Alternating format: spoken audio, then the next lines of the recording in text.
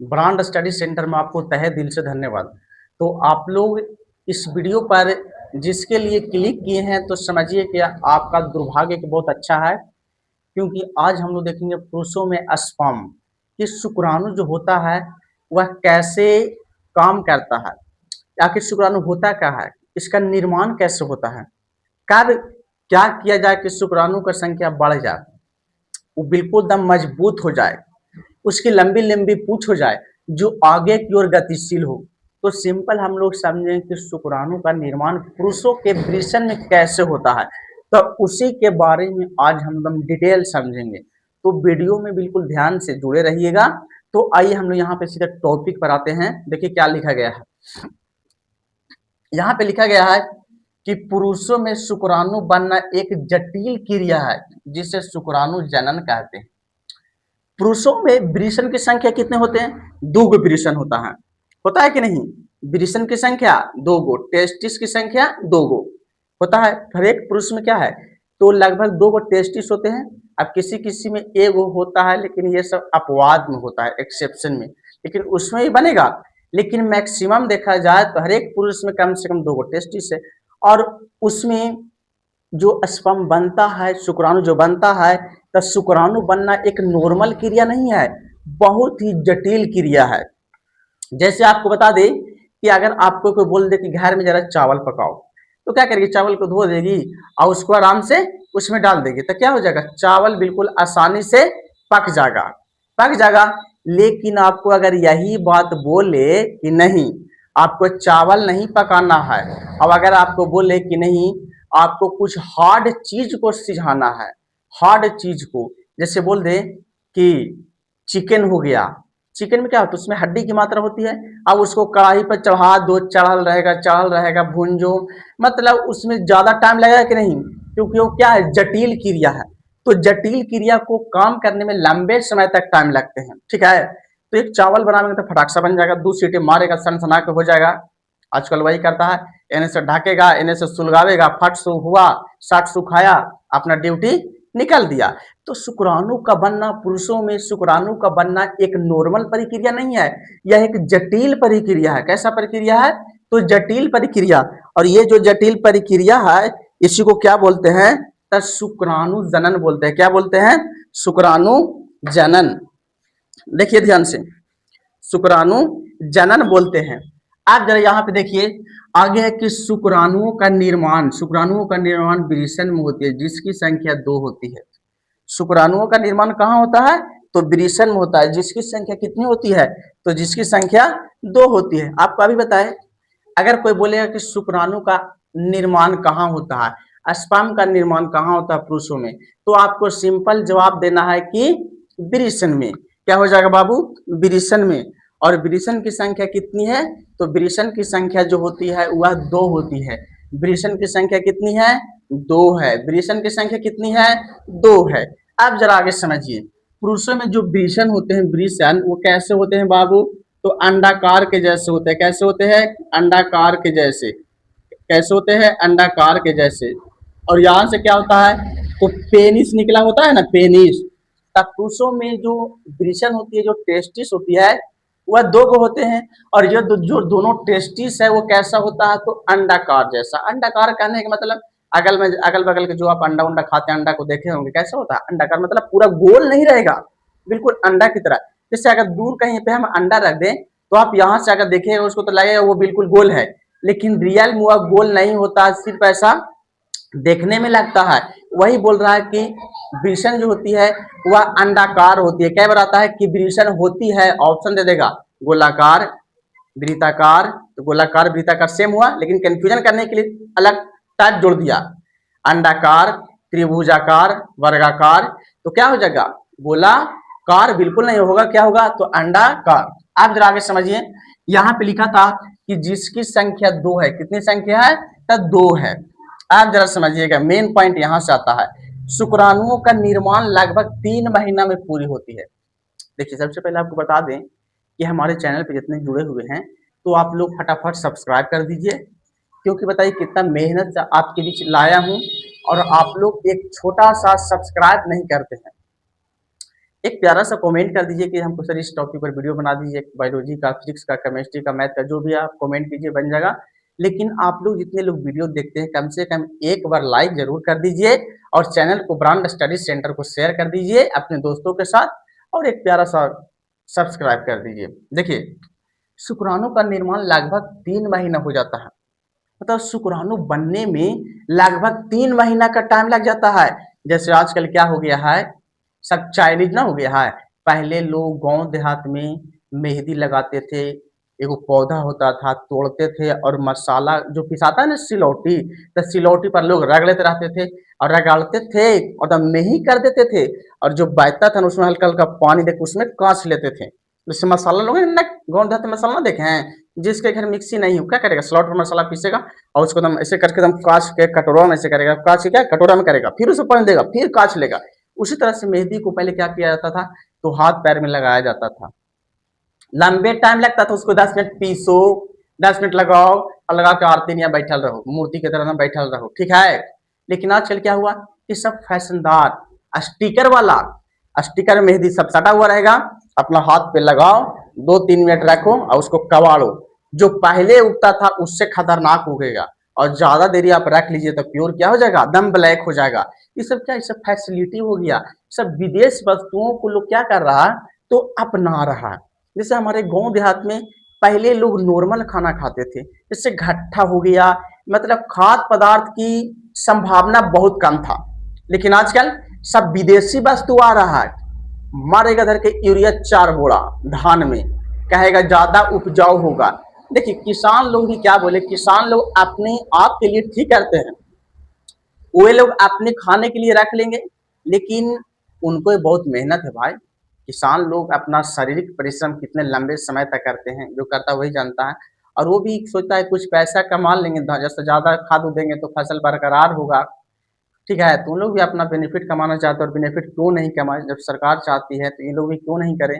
तो अपने आप के लिए खाने के लिए कुछ मतलब कम खाद दे के आप लोग उपजा लीजिए, लेकिन बेचने के लिए कोई दिक्कत नहीं है। आप हर एक आदमी क्या है, तो अपने आप को बेनिफिट देखता है, फायदा देखता है, ठीक है। ये था क्या कि 3 महीना में पूरी हो सकती है, मतलब शुक्राणुओं का निर्माण 1 दिन से 3 महीना, मतलब कभी कभी 3 महीना टाइम लग जाता है। मतलब शरीर का जैसा पोषण रहेगा उसी के अनुसार क्या होगा, शुक्राणुओं का निर्माण होगा, उसी के अनुसार स्पर्म का क्या होगा, तो निर्माण होगा। यहाँ तक आपको समझ में आ गया। चलिए, अब 3 महीना टाइम लगता है तो क्या यह एकदम रियल बात है कि 3 महीना टाइम लगता है, नहीं। देखिए बाबू, कहीं कहीं दिया हो रहता है कि 64 दिन लगता है, कहीं कहीं 70 दिन, कहीं कहीं 90 दिन, कहीं कहीं 100 दिन। तो ये एक लगभग है, एक एवरेज डे है, इसका कोई फिक्स डेट नहीं है। जैसा उसका पौष्टिक तत्व रहेगा, जैसा वो खाएगा, जैसा उसका खान पान रहेगा, उसी के अनुसार उसमें स्पर्म का विकसित होगा, उसी के अनुसार उसमें स्पर्म की संख्या बढ़ेगा, उसी के अनुसार उसके स्पर्म में लंबी लंबी पूंछ हो जाएगा। जैसे आदमी होता है ना, मूछ दाढ़ी बढ़ जाता है, तो उसी तरह से क्या होता है कि आदमियों में भी इस तरह का होता है। तो 3 महीना जो लगता है, इसमें अंदर एक क्रिया होती है और वही क्रिया आपको शुरू में बताएं, वह क्रिया कैसी है, जटिल क्रिया, मतलब उसको कई गो कोशिकाओं से गुजरना पड़ता है, अनेक कठिनाइयों को दूर करते हुए आगे की ओर बढ़ता है। जैसे हम लोग आज यहाँ पे आए, आज हम लोग आपको पढ़ा रहे हैं, तो हम पढ़ा रहे हैं तो हम भी बहुत कठिनाइयां करके आए। पहले हाफ पैंट पहन के जाते थे हम लोग, एक तरफ पैंट हाफ, एक तरफ साफ, हल्का फुल्का गंदा है, तो भी क्या करते थे बोलो, तो हम लोग पढ़ने बिल्कुल जाया करते थे। तो वो एक क्या थी, मजबूरियां थी, जो था उसको हमने किया। उस तरह से पहला दूसरा तीसरा चौथा पांचवा से करते करते करते करते ग्रेजुएशन पहुंच गए और उसके बाद अब आपको भी पढ़ा रहा हूँ। तो एक समय होता है, समय क्या होता है, पलट जाता है, मतलब आप जिसको समय दीजिएगा वो आपका हो जाएगा, किसी चीज को आप समय दीजिए वो आपका हो जाएगा, ठीक है। आजकल नहीं देखते हैं लोग फोने पर दम सुबह शाम 3 टाइम बताया गया, हेलो, हाँ क्या कर रही हो, तो दम बढ़िया, दम ठीक है। अब फिर 12 बजेगा, खाना खाई, हाँ खा लिए, आप खाए, हाँ खा ली। फिर शाम में, अरे नींद नहीं आ रहा, 1 घंटा जरा और बात याद लो ना। ऐसा ही करते करते क्या करेगा, अपना टाइम को वेस्ट कर देगा। तो क्या होगा, वो उसके प्रति टाइम दिया था वो उसका हो गया, उसी से बात करेगा और करेगी, आपसे नहीं। तो जो जिसके प्रति टाइम देता है वह उसका हो जाता है। देखिए ये क्या है, तो लगभग इसको पूरा होने में 90 दिन के टाइम लग जाता है। नेक्स्ट समझेंगे कि शुक्राणुओं का उत्पादन का मुख्य अंग वृषण है। कौन है? शुक्राणुओं का जहां पे उत्पादन होता है वह वृषण होता है। कहाँ होता है? टेस्टिस में होता है। क्या होता है? टेस्टिस में। ये क्या है? पुरुषों का टेस्टिस है कि नहीं? ये क्या है? पुरुषों का टेस्टिस है। क्या है? पुरुषों का टेस्टिस। और ये पुरुषों के टेस्टिस के ऊपर एक परत होता है। क्या होता है? परत होता है। और ये परत क्या करता है? इसको संभाल के रखता है। और संभाल के रखता है, जैसे आपको बता दें कि टेस्टिस दो गो, लेकिन ये कोई थैली में पैक है। दो गो है लेकिन एगो थैली में पैक है। जैसे हम लोग मार्केट जाएं, अब बोलते जा रहे 1 दर्जन केला दे दो, तो केला हो गया 12 गो, लेकिन एगो प्लास्टिक में हम लोग को दे देगा, मतलब एगो प्लास्टिक में 12 के 12 पैक हो गया। सेम उसी तरह से यहाँ पे दो गो टेस्टिस है, लेकिन वो दोनों टेस्टिस किसी थैली में पैक है, और वह एक थैली है। क्या? ब्रीसन की थैली उसको क्या बोलेंगे? क्या बोलेंगे? ब्रीसन की थैली। जैसे हम लोग चावल लेकर आए तो बोलेंगे देखो नहीं चावल की थैली, मतलब इसमें चावल है। साग सब्जी देखो, साग सब्जी का देखो थैला देखो वहां पे है, देखो उसमें मिठाई के थैला है, मतलब उसमें मिठाई रखा हुआ है। तो जो जैसा रहेगा उसी के अनुसार उसका नाम पड़ जाता है। तो इसमें टेस्टिस रहता है, इसलिए इसको बोलते हैं क्या? तो ब्रीसन की थैली यानी कि टेस्टिस थैली। ठीक है, यहाँ तक आपको क्लियर हो गया? नेक्स्ट समझिए कि शुक्राणुओं की यात्रा शुक्राणु जनन नामक जर्म के कोशिकाओं के साथ हुआ। शुक्राणु की यात्रा, शुक्राणु जब यात्रा करता है, यात्रा का मतलब कहीं दूर चलने नहीं जाता है, बल्कि यह आगे की ओर गति करता है। इसका निर्माण, मतलब कैसे निर्माण होता है, तो निर्माण के दौरान क्या क्या इसको क्रिया से गुजरना पड़ता है। और वही बतिया बोल रहा है कि शुक्राणु की जो यात्रा है ना, वह शुक्राणु जनन की एक जर्म नामक क्या है? कोशिका है। और वही कोशिकाओं से टूटता है, फूटता है और अपने में छितराता है, तब जाके स्पर्म क्या होता है? तो बनना शुरू होता है। जैसे आपको बोल दें कि हम लोग मिल में गेहूं को लेके जाकर पिसाते हैं, सब लोग बोलते हैं आटा पिसाता, आटा तो पिसाता नहीं, गेहूं को जैसे डालता है तो गेहूं का एगो, और वह जब मिल के चक्की में जाता है तो कैसे दम छितरा जाता है, कैसे दम पसर जाता है, अनेकों अणुओं में टूट कर क्या हो जाता है? बिखर जाता है। क्या होता है? अनेकों अणुओं में टूटकर बिखर जाता है, और धीरे धीरे हम लोग उसको कहते हैं कि आटा का निर्माण हो गया। चावल को अगर उसमें डालेंगे तो भी कहते हैं चावल का आटा हो गया। चना को डालेंगे तो कहेंगे चना का सत्तू हो गया। तो जी जो जिस तरह के रहेगा उसी के अनुसार हम लोग बोलते रहते हैं। अब जरा आगे समझिएगा, कह रहा कि कोशिकाओं के साथ हो, मतलब अनेक कोशिकाओं अगर टूटता है तो टूटने के दौरान स्पर्म की संख्या क्या होती है? बढ़ती है। मतलब टूटने के दौरान अपने एक शक्तिशाली रूप में विकसित होता है, और वह धीरे धीरे स्पर्म के रूप में पॉइंट होना शुरू हो जाता है। नेक्स्ट है कि अर्धसूत्री विभाजन के बाद शुक्राणु परिपक्व होते हैं, जिसमें पूंछ होती है और आगे बढ़ने के लिए प्रेरित करते हैं। मतलब अर्धसूत्री विभाजन का मतलब क्या हुआ? अर्धसूत्री का मतलब हुआ कि आधा, जैसे मान लो कोई भी चीज हम बांटे, जैसे हम चलिए हम एगो यहाँ से एगो मिट्टी गिरा दे, एगो मतलब नॉर्मल मिट्टी गिरावे, तब मिट्टी गिरावेंगे तो यहाँ जैसे गिरावेंगे यहाँ से तो कई भागों में बट जाएगा, अर्धसूत्री हो जाएगा। कोई कोई 2 भाग में बट जाएगा, कोई 10 भागों में बट जाएगा, कोई 20 भागों में बट जाएगा। अगर हम पत्थर गिरा देते ज्यों के त्यों रहेगा, ईटा गिरा दे तो हार्डली सार्डली 2 गुना तो 3 गो टुकड़ा में बटेगा। वही अगर मिट्टी गिरा दे तब मिट्टी का कई टुकड़ा हो जाएगा। तो वही बोल रहा है कि अर्धसूत्री विभाजन होता है, बंटवारा हो जाता है, और इससे स्पर्म की संख्या में वृद्धि होती है। स्पर्म क्या होता है? तो बहुत ही शक्तिशाली हो जाता है। ये कब होगा? जब पौष्टिक तत्व आपका बिल्कुल सही रहेगा तब। नेक्स्ट है, और कह रहा है कि शुक्राणु क्या होता है? परिपाक। परिपाक का मतलब क्या होता है? परिपाक मतलब होता है कि पूर्ण रूप से तैयार हो गया है। जैसे लड़का लोग जैसे शादी करने जाता है तो अपने घर से सज धज के आता है, जयमाला पर चढ़ते हैं, और जयमाला पर जैसे ही चढ़ते हैं तो इंतजार रहते हैं, आ रही है मेरी वाली। वो भी इंतजार करते रहती है कि अखनी आइएगा, तो 12 बज गया, 2 बज गया। आप जैसे उधर से तुरंत हाथ देगा, चढ़िए चढ़िए, हाथ दिया, चढ़ गए। आप जो भी जयमाला का कार्य क्रिया है अपना चलना शुरू हो जाएगा। एक ये माला उसको पहनावेगा, वो माला इसको पहनावेगा। कई ऐसा दोस्त है जो मतलब हंसते खेलते क्या करते हैं, जयमाला पर मतलब नौटंकबाजी भी कर देते हैं। तो इस तरह से होता है कि नहीं? तो वही बोल रहा है कि शुक्राणु जो है ना, वह शुक्राणु जो है अर्धसूत्री विभाजन के दौरान क्या होता है? तो शुक्राणु परिपक्व हो जाता है, मतलब पूरी तरह से तैयार हो जाता है। जिस तरह से लड़का शादी कर लिया तब अपना गृहस्थ जीवन को बिताने में क्या हो गया? पूरा परिपक्व हो गया। आप समझ गया कि कैसे अपना जिंदगी को बसाना है, कैसे अपनी जिंदगी को आगे बढ़ाना है। तो उसी तरह से क्या हो गया? यहाँ पे स्पर्म जो है वह चारों तरफ से परिपक्व हो गया। अब पूर्ण रूप से संतान को उत्पन्न करने के लिए योग हो गया है। अब किसी तरह की इसको दिक्कत नहीं है। नेक्स्ट क्या है? और इसमें कह रहा है कि इसमें लंबी लंबी पूंछ होती है। देखिए बाबू, जो स्पर्म में जितनी लंबी लंबी पूंछ होगी वह उतना ही तेजी से आगे की ओर गति करती है। देखिए स्पर्म इस तरह का होता है बाबू, देखिए क्या है स्पर्म है, तो जिस स्पर्म की पूंछ लंबी लंबी होगी वह स्पर्म क्या होगा, तो आगे की ओर तेजी से गति करेगी। जिस स्पर्म की पूंछ लंबी उतना ही तेजी से आगे की ओर गति करेगी। आपको क्लियर है, यहाँ तक आप समझ गए?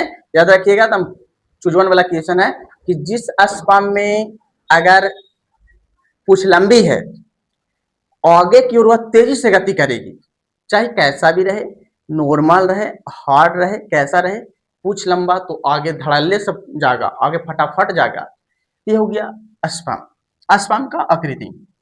आगे है कि शुक्राणु स्खलन के दौरान बीज के साथ बाहर निकलते। बाबू यहाँ ध्यान समझिएगा, शुक्राणु और बीज देखिए दोनों अलग अलग चीज है। शुक्राणु अलग चीज होता है और बीज अलग चीज होता है, दोनों में दोस्ती है।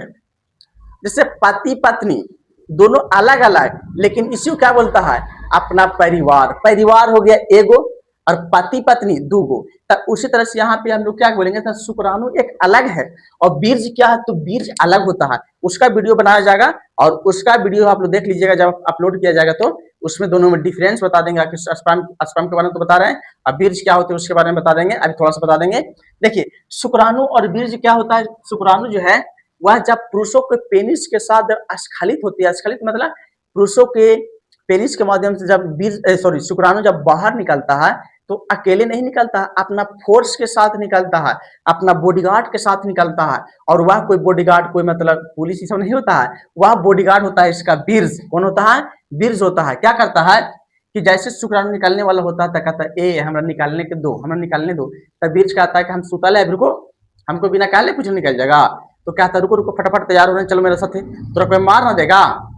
अब बात सही है, स्त्री के गर्भाशय से क्या है, वहां पे जाना है उसको, फेलोपियन ट्यूब में जाना है, वहां पे वह अंडा इंतजार कर रहा है, इसको जाना है, तब बॉडीगार्ड के साथ तो जाना पड़ेगा। उसके अंदर कई बैक्टीरिया वायरस को क्या करेगा, उसको मार सकता है। तो इसीलिए उसको क्या करना पड़ेगा, अपने बीज के साथ मतलब अपने बॉडीगार्ड के साथ जाना पड़ेगा। बॉडीगार्ड मरेगा मरेगा, लेकिन स्पर्म को मरना नहीं है। इसलिए क्या करता है, तो बीज क्या कहता है कि रुको हम तुम्हारा साथ चलेंगे, ठीक है। ये हो गया बीज का काम। इसके बारे में डिटेल आपको बता देंगे, दोनों में डिफरेंस क्या होती है। एक तो आप समझ गए शुक्राणु के बारे में, लेकिन बीज क्या होता है इसके बारे में बहुत बढ़िया तरीके से आपको बता दिया जाएगा। तो शुक्राणु का स्खलन मतलब शुक्राणु का बाहर निकलना के दौरान बीज के साथ बाहर निकलते हैं, मतलब जो स्पर्म वो बीज के साथ बाहर निकलते हैं। नेक्स्ट है शुक्राणु बनकर अधिविरिसन, जिसको एपिडिडमिस बोलते हैं। क्या बोलते हैं, एपिडिडमिस। शुक्राणु बनकर अधिविरिसन जिसको बोलते हैं एपिडिडमिस में जमा रहता है। याद रखिएगा कि शुक्राणु तो विरिसन में बनता ही है, लेकिन विरिसन में बनने के दौरान उसमें भी कई प्रकार के एक छोटा छोटा क्या है, तो छोटा छोटा क्या है, एक छोटा छोटा थैली के जैसा, छोटा छोटा थैली के जैसा, और उसी में स्तंभ क्या हो जाके एकदम आराम से एकदम परिपाक होके पूर्ण रूप से तैयार होके एकदम उसमें रेडी रहेगा। जाके उसको निकालना चाहो फटाक से निकलेगा, उसको नहीं निकालना चाहो तो वहीं तो आराम से बैठा रहेगा। ठीक है, ठीक है। तो शुक्राणु बनकर अधिविरिसन में जमा रहता है। शुक्राणु कहाँ जमा रहता है, तो अधिविरिसन में। याद रखिएगा शुक्राणु कहाँ जमा रहता है, तो अधिविरिसन में, जिसको बोलते हैं एपिडिडमिस बोलते हैं। क्या बोलते हैं, एपिडिडमिस बोलते हैं। और कह रहा है कि इससे पिट्यूटरी ग्रंथि की अहम भूमिका होती है, मतलब शुक्राणु का निर्माण में पिट्यूटरी ग्रंथि का अहम भूमिका होता है। पिट्यूटरी ग्रंथि का आपको बताए थे कि पिट्यूटरी ग्रंथि क्या होता है, इसके बारे में आपको डिटेल बताया जा चुका है, उसका वीडियो जरूर देख लीजिएगा। ठीक है, उसका वीडियो अपलोड किया जा चुका है और उसका वीडियो जाकर आप लोग देख लीजिएगा, उसका लिंक इसका डिस्क्रिप्शन में दे दिया गया है, तो उसका वीडियो आप लोग जाकर जरूर देख लीजिएगा। यहाँ पे कह रहा है ना कि पिट्यूटरी ग्रंथि जो होता है या शुक्राणु को निर्माण में इसका क्या भूमिका है। तो देखिए पिट्यूटरी ग्लैंड जो होती है ना, पिट्यूटरी ग्लैंड यानी कि पिट्यूटरी ग्रंथि, देखिएगा ध्यान से, पिट्यूटरी ग्रंथि इसका दो को पार्ट है, बताए थे ना आपको, एक होता है आग्रपिंडक, एक होता है आग्रपिंडक और एक होता है पार्श्वपिंडक। एक क्या होता है बाबू, पार्श्वपिंडक। आग्रपिंडक जो होता है वह महिलाओं में अंडाशय जो होता है उसको विकसित करता है।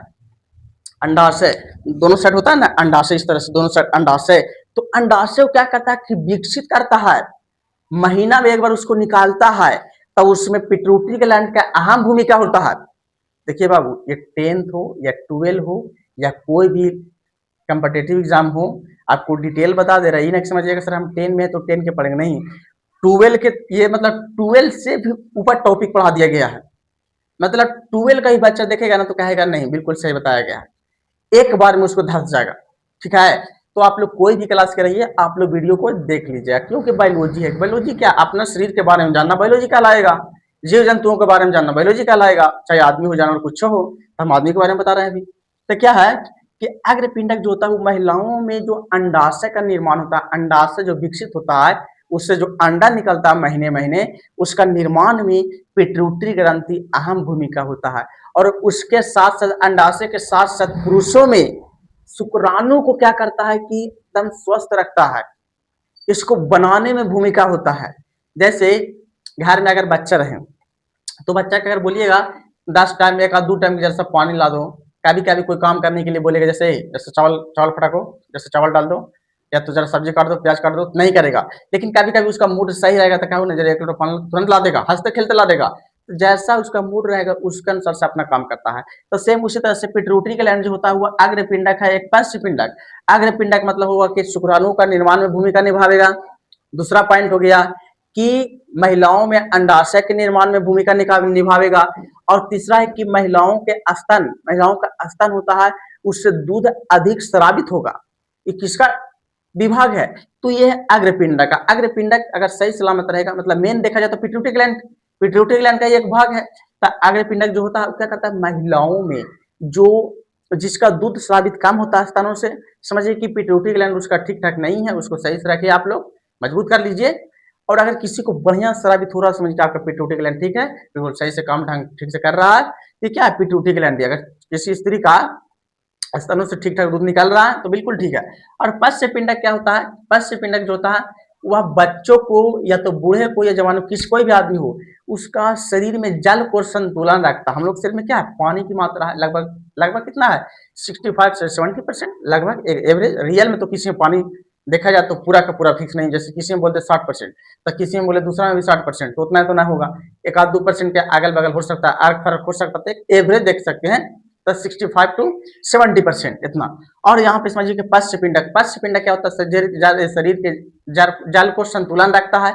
और जल के संतुलन के साथ साथ जो बच्चा जो गर्भ में पलते रहता है, जो माँ के गर्भ में बच्चा पलता है ना, माँ के गर्भ में जो माँ के गर्भ में बच्चा पलता है, जो माँ के गर्भ में बच्चा पलते रहता है, वो क्या होता है, इसके चारों तरफ क्या होता है, लिक्विड जैसा तरल पदार्थ होता है, जिसके चारों ओर बच्चा बड़ी तैरते रहता है। किसका कमाल है, तो पिट्यूटरी ग्रंथि का। तो आपको यहाँ पे समझ में आ गया कि शुक्राणु क्या है, शुक्राणु का निर्माण कैसे होता है। आप लोग फटाफट एक प्यारा सा कमेंट कर दीजिए आपको वीडियो कैसा लगा, और एक अगर सब्सक्राइब कर दीजिए ताकि हम अगले वीडियो भी बना सके इस तरह से और भी। और अगला वीडियो बहुत ही जल्द आएगा, तो हर एक वीडियो को आप लोग देख लीजिए। कोई भी टॉपिक अगर हम वीडियो बनाकर आपके बीच लाता हूं तो एक लाइन में समझ जाइए, वह वीडियो सिर्फ आपके लिए नहीं रहेगा, पूरा हाई क्वालिटी का रहेगा। मतलब छोटा बच्चा से लेके बूढ़ा तक, मतलब कॉम्पिटिटिव एग्जाम तक पूरा रहेगा, मतलब नॉर्मल से लेके एकदम हाई तक रहेगा। ठीक है, तो ये था आज हमारे शरीर में शुक्राणु का निर्माण कैसे होता है, आखिर कैसे काम करता है, कितनी लंबी लंबी पूछ होगा, पूछ नहीं होगा तो क्या होगा, पूछ होगा तो क्या होगा, और कैसे निर्माण होता है, कहाँ निर्माण होता है, इसका डिटेल वीडियो बना दिए। अब आपको एक काम करना है कि फटाफट सब्सक्राइब कर दीजिए। अब हम लोग मिलेंगे अगले वीडियो में।